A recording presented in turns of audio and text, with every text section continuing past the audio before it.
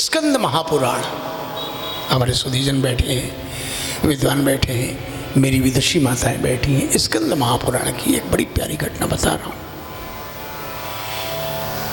एक जुआरी था, खूब जुआ खेलता था, जो कुछ मिलता था जुए में लगा देता था।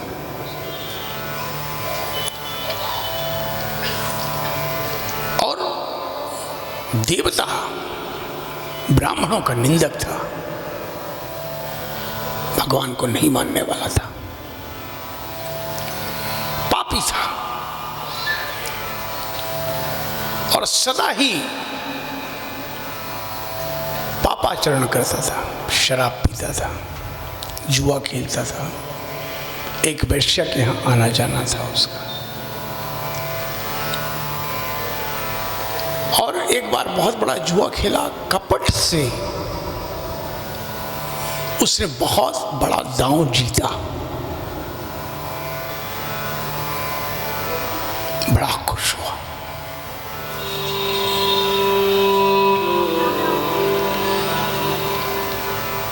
शाम हुई, अपने हाथों से उसने बहुत बढ़िया पान बनाया, पान का बीड़ा बनाया और बहुत से अच्छे से पुष्प लाया, पुष्पों की माला अपने हाथ से बनाई। किसके लिए? जिस वेश्या से वो प्रेम करता था उसके लिए पान का बीड़ा बनाया, अपने हाथों से पुष्पों की माला बनाई, सुंदर सा इत्र रखा, सुगंधित तेल रखा और सामग्री जुटा करके माला आदि, गंधमाला आदि उस वैश्या को भेंट करने के लिए उसकी घर की ओर चल पड़ा। और रास्ते में बारिश होने लगी।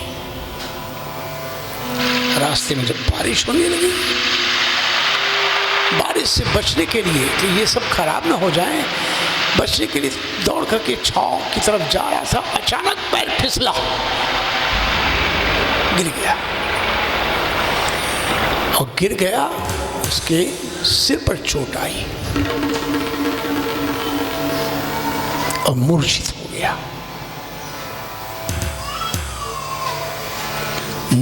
गया। थोड़ी देर में मूर्छा टूटी, बारिश बंद हो चुकी थी, आंखें खुली, होश आया। कुछ ध्यान आया, एकांत में था, कोई आसपास नहीं था। एक शिवलिंग था, पता नहीं उसके मन में क्या आया।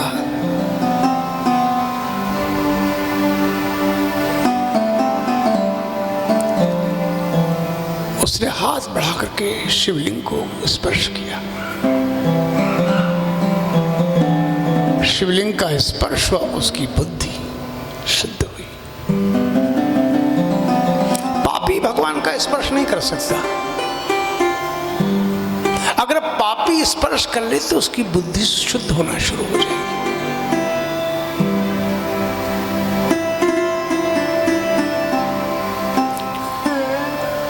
जब स्पर्श किया, पता नहीं क्या हुआ, उठ करके बैठा और शिवलिंग को पकड़ के रोने लगा। वो जुआरी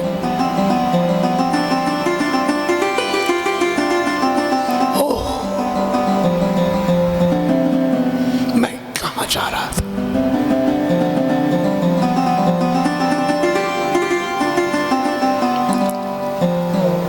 और जो गंध रखे थे, फूल माला रखी थी, वो सब शिवलिंग पर चढ़ा दिया। पान जो अपने हाथ से बनाया था वो भी चढ़ा दिया और इत्र वगैरह सब शिवलिंग पर चढ़ा दिए। जब चढ़ाए, उसकी बुद्धि और शुद्ध हुई, पश्चाताप के आंसू निकले।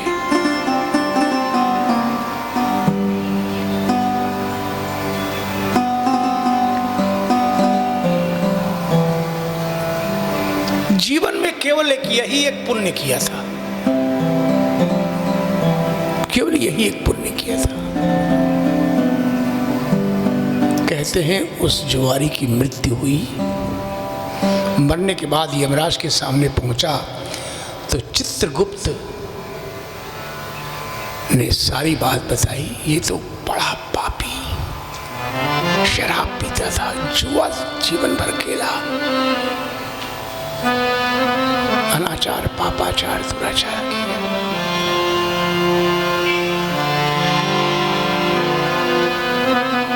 लेकिन जीवन में इसने एक पुण्य किया है।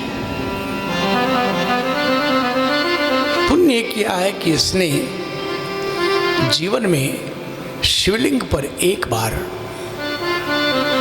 पुष्प, माला, इत्र, गंध, पान अर्पण किया है।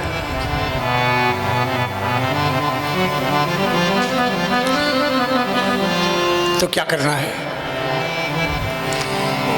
यमराज ने कहा इसके बदले में इसको 3 घटी इंद्र का पद मिलेगा 72 मिनट के लिए।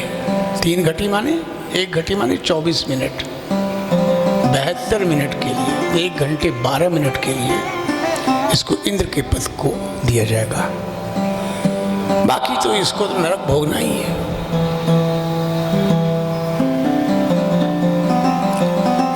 यमराज ने पूछा बताओ पहले नरक भोगोगे कि स्वर्ग जाओगे? 3 घटी के लिए, 1 घंटे 12 मिनट के लिए। उसने कहा प्रभु जीवन भर नरक में तो रहना ही है, पहले स्वर्ग ही हमको भेजिए आप। भगवान ने, यमराज ने कहा ठीक है ले जाओ। यमदूतों को के हवाले किया। यमदूत ले जाके धर्मदूतों को सौंपते हैं। धर्मदूत लेकर के सीधे इंद्र लोक पहुंचते हैं, बात सुनाते हैं। इंद्रलोक में इंद्र को ने अपनी गद्दी खाली कर दी 1 घंटे 12 मिनट के लिए। उसने सोचा कि थोड़ा समय ही तो मिला है तो क्यों न मैं पुण्य कर लूं। गद्दी पर बैठा, बड़े बड़े संतों को बुलाया और जितनी भी कीमती सामग्रियां थी, सामान थे इंद्र के दरबार में, उच्चैश्रवा घोड़ा विश्वामित्र जी को दान कर दिया, कामधेनु को वशिष्ठ को दान कर दी, चिंतामणि गालो मुनि को दे दी, कल्पवृक्ष कौंडल मुनि को दे दी। अब भगवान शिव की प्रसन्नता के लिए अनेक प्रकार के रत्न सर्वस्व सब ऋषियों मुनियों को दान कर दिया। पूरा स्वर्ग इंद्र का महल खाली कर दिया। 3 घटी बीत जाने के बाद इंद्र आते हैं, अपने पद पर बैठते हैं। उन्होंने देखा कि स्वर्ग तो बिल्कुल क्षीण हो गया। कामधेनु को, उच्चैश्रवा घोड़ा है, चिंतामणि, ये सब कहाँ गए? पता चला उस जुआरी ने सब दान दे दिया। अरे उन्होंने संतों को बुलाया। इन्होंने कहा महाराज इसने दे दिया है। इंद्र ने बहुत सा धन दे करके वापस लिया। ये हमारे इंद्र की है, ये क्या होगा? इसकी उस जुआरी को ले जाएगा भगवान के सामने। भगवान का दर्शन किया और दर्शन करने के बाद उसका जीवन धन्य हुआ। भगवान ने कहा इसको केवल 3 घटी का इंद्र पद मिला, सो इतना दान किया, इसलिए मैं इसको आशीर्वाद देता हूँ कि यह महादानी होगा और इसका नाम होगा राजा बलि। वही बलि जिनके यहाँ